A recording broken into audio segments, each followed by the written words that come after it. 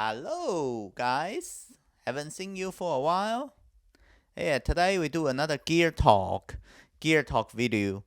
Again, I'm using the Canon RP with 16mm f2.8 STM lens with this mic.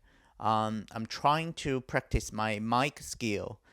So I'm 3 inches off. I'm 6 inches off. 3 inches off. 3 inches off, pointing to my mouth, but I'm talking off axis. So my mouth is talking off axis to the microphone.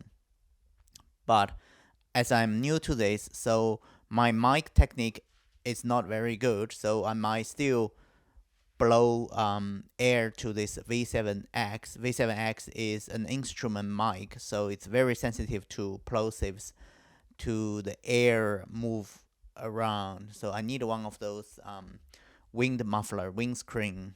I might consider the Shure SM7B's wing foam. See how it works. I'm still waiting for another mic to replace my Rode Video Micro. I really have to change something with the Rode Video Micro. So I either change my camera, which gonna be another investment, a whole new story. Ideally, I want a camera can have a lot better mic preamp, or take a line in, not the mic in, have a line in, so I can plug it in, select the signal level as line in, and then I can output a good audio straight away. So the whole point still is straight away. I don't do post sync.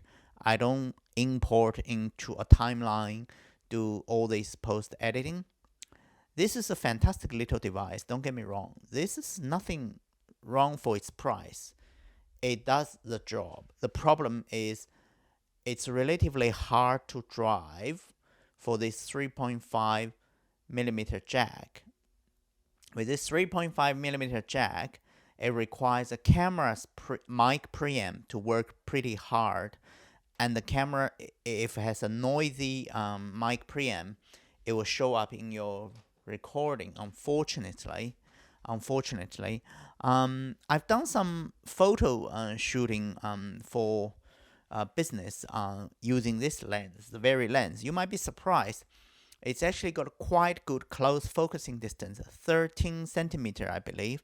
13 centimeter is really close from sensor to the front. The lens, it's about this. So you only got about 10 centimeter working distance from your front of your lens to the subject. It gives you some amazing close-ups, not micro level, not a micro lens by any stretch, but it's pretty good. I shoot a food photography. I took photos of cup of dishes, and 2 of them are printed A3 with massive crop, and all sorts of enhanced saturation and all that. For food photography, you got to do all these things to make it pop. And then one of them gonna print a banner, a portrait pull-up banner, about 1.5 meter tall. The picture is not full banner height, but we'll see. I will report once I receive that banner. I'll take a photo. I'll give you a tour around that. I genuinely believe this lens is very, very useful. Very useful. It gives you the useful wide angle, but at a close focusing distance, you just crop the hell out of it, leave the middle maybe 30-40% of it, and it still delivers acceptable image quality with good autofocus. And for $300, I still think it's a steal. Sony has the new GM 14mm 1.8. It's massive, and it's big, bulk, everything. You pay 7 times the price. Yeah, you do get 1 1/3 of a stop of light. Excuse me. But my point is, this lens is so inexpensive and so small, you don't have to think twice. You chuck them in the bag, putting whatever your lens is. Oh, by the way, if I'm not using this lens, I'm using one of the other lenses to shoot my other part of photography, which is this lens. I don't know if you guys can see it. It's a Samyang 85 millimeter 1.4. Yeah, I actually got the lens out. I'll grab the lens. Where is my lens? Bear with me 1 second.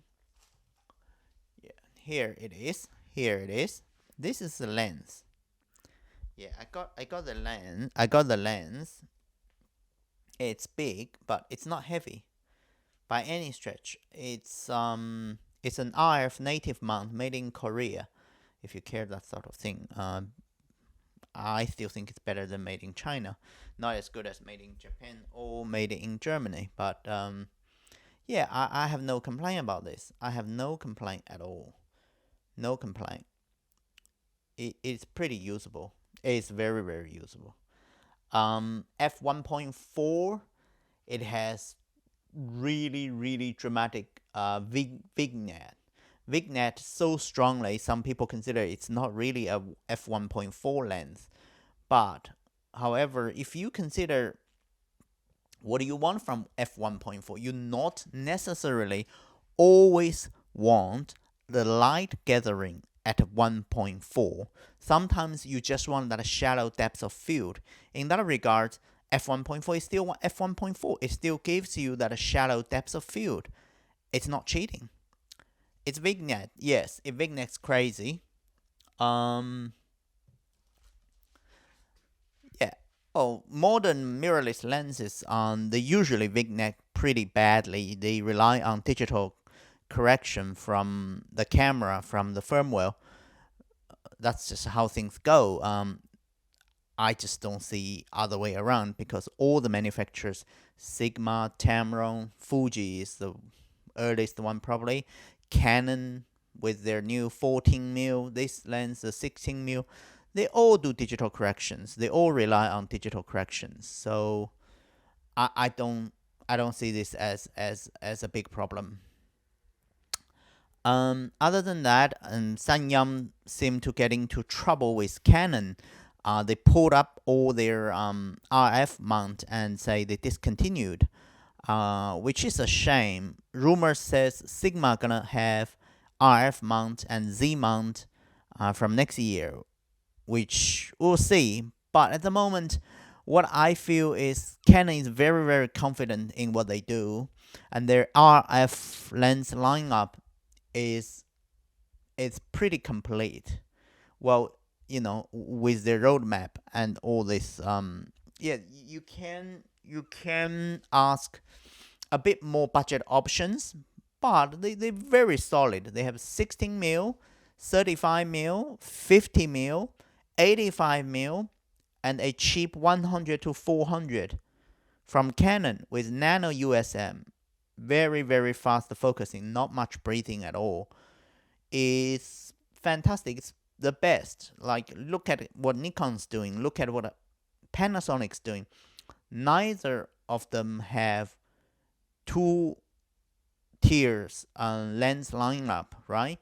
Nikon obviously went with middle of the road option with fantastic but a bit big and bulky f1.8 primes, and obviously their f2.8 Holy Trinity zooms are very, very good quality.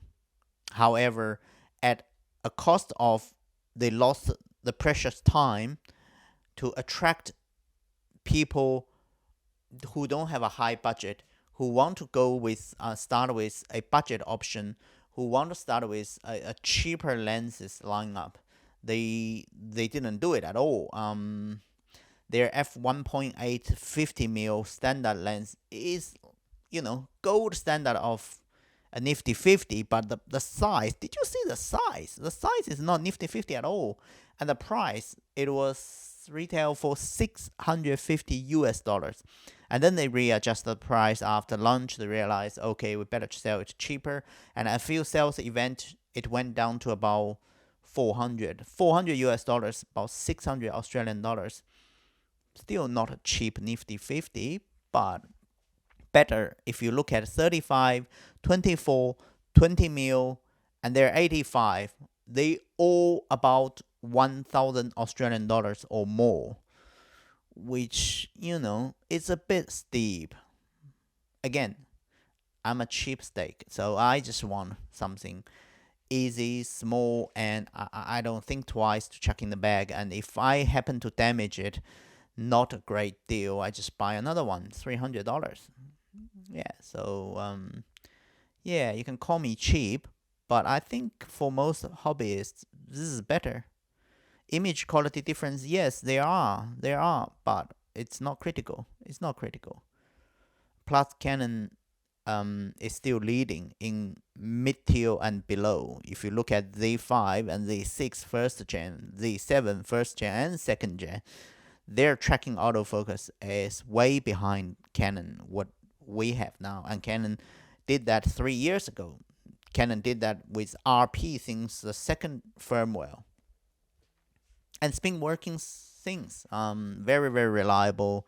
Nothing wrong with it. I use it with another lens. I'll grab it. Just hang on a second. Today is a lens grabbing exercise.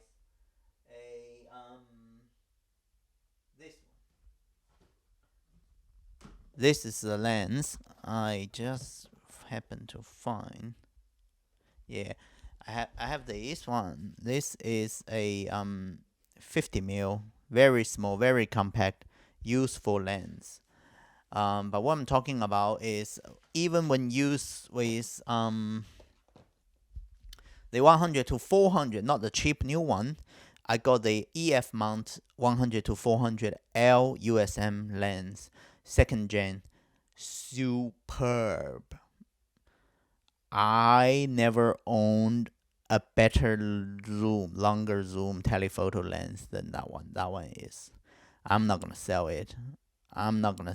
It's a keeper. That's all I can tell you. It handles so well. Even when I upgrade in the future to R5, I'm gonna keep using that lens. I got the adapter, so I think it's a keeper. The new RF 100 to 500 is even more expensive. Got a 100 more millimeter more reach, but between 100 to 400, which overlapping the EF mount, I don't see any difference at all, to be honest. Yeah. No, that's a keeper. So yeah, in the future, what I'm gonna acquire, yeah, it's a gear talk time. Ideally, I want one solid 35, 40, or 50 mil option without the bulk of L lens. I'm at a stage that I'm in no hurry. I'm happy with the 50 RF 1.8. I'm happy with 35 1.8, but I don't have the desire to buy it because I can do without. I'm happy with this 16 mil and the 85. You know what I mean? Like, if Canon pull the trigger on 35L perfectly, which is really hard ask because they set the bar with the EF second gen 35L lens really, really, really high. Until recently, that was the best 35 autofocus lens ever produced. I think even by today's standards, considering all mounts, you can say the Tamron 35 anniversary version f1.4, the SP01, is ever so slightly better, but very, very close. And then obviously you have the 35 GM lens. If you ignore the focus breathing, that lens was fantastically sharp. But all lenses are sharp, so no biggie, no big deal. If I can choose, I don't know. I think in 35 mil, I want a USM motor. I don't like that current STM version that the front is zooming in and out when you focus, that 35 1.8 Canon has. But if you look at other options, you look at Nikon 35 f1.8, too long for 35, for walk around, for shooting families, street photography, little flowers, rings, things like that. You don't want a long lens. You don't mind a bit of heft, right? I can accept anything below 500 grams, but I don't really want a long lens on 35. It just feels funny. Yeah, even the Panasonic 35 1.8 is not bad, right? So let's see if Sigma announced their DGDN 35 F2 on RF mount, I might just go for that one because I think that's sharp enough and autofocus, color's nice. Yeah, not much I can fault on. The Sigma 1.4 35 though, I think is a little bit on the disappointing side because I was the first gen Sigma f 1.4 35mm on the Nikon F mount. When that one was released, all of us Nikon shooters were like, wow, half the price, better than Nikon 35 f1.4 in the F mount G lens. But times moves. I think in 10 years, I don't know if it's 10 years. It feels like 10 years. But, this day and age, Sigma didn't make it much smaller for mirrorless only and didn't make it much better in image quality. And they didn't even make with no focus breathing. So the focus still breathes, not as much as the GM, but I just feel it's a hard sell, especially they have A35 F2 so good. You have to be really step up. You really need to up a tier for people to choose a 1.4. Other than that, I still want an on-camera microphone. Yeah, don't know how I'm gonna solve this because all the XLR options are big and bulky. I might slam on my own face again, get some sort of handle and frame and with a little extension bar, then I can fix my XLR mic with some sort of accessory and pointing to my mouth. So when I go out, I hold like that. Casey style, Camera Conspiracies, credit to him. He is the one tirelessly doing vlogs every day, grocery shop vlogs, dumpster vlogs, comparison vlogs, cinemas are ours. Oh, good. That's about it. Again, we started with this Rode Video Micro. Little mic, nothing wrong with it. The problem is the Canon. The Canon got a crap mic preamp. If the mic preamp is half decent, I wouldn't need to worry anything about it. Just use this and be done with it. Yeah, photography side, I'm eyeing on either the Godox 8300 Pro or 200. 200 is a bit old now, but still solid and a little bit cheaper. In my opinion, the 8300 represents better value because if you choose a strobe, right, you choose a flash, all you need to consider is outdoor because indoor they're all powerful enough. You use 1/8 of the power, sometimes 1/16 of the power. That's strong enough. Only when you compete with ambient light, natural light, sun, you compete against the sun without high-speed sync. That's the only thing you worry about when you choose the power, right?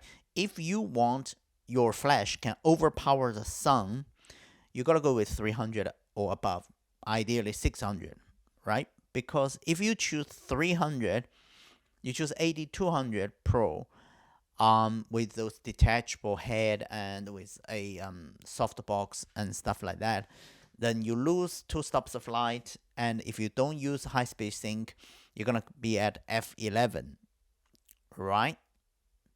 If you use high-speed sync, you lose more power. So it's a dilemma. In my opinion, is no high-speed sync, f4, f8, and just overpower the sound, or use high-speed sync 1/2000 of a second and then overpower the sound. Yeah. Yeah, and I try to solve the lighting problem. How is the lighting today? I think it's not bad, but if I move a location, I can't carry this light with me. This is a plug-in, like a bulb, like this, like a LED bulb.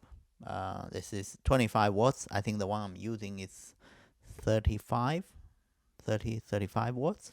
Yeah, it's just standard E27 screw mount. Yeah.